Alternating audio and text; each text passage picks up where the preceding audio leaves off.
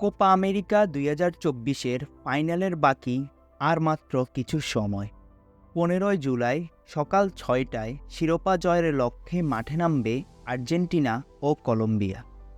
মেসির স্বপ্ন শিরোপা জিতে নিজের কেরিয়ারের শেষ সময়টা উপভোগ করা।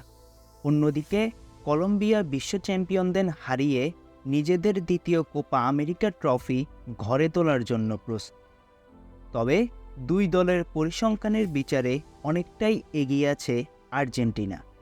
এখন পর্যন্ত আর্জেন্টিনা ও কলম্বিয়ার মোট ৪২টি ম্যাচে একে অপরের মুখোমুখি হয়, যেখানে আর্জেন্টিনার ২৫ জয়ের বিপরীতে কলম্বিয়া জয় পেয়েছে মাত্র ৯টি ম্যাচে এবং বাকি ৮ ম্যাচ হয় ড্র। বর্তমানে খেলোয়াড়দের পারফরম্যান্স, ধারাবাহিক ফর্ম ও শক্তিমত্তার বিচারে শিরোপা অর্জনে কিছুটা এগিয়ে থাকবে বিশ্ব চ্যাম্পিয়নরা।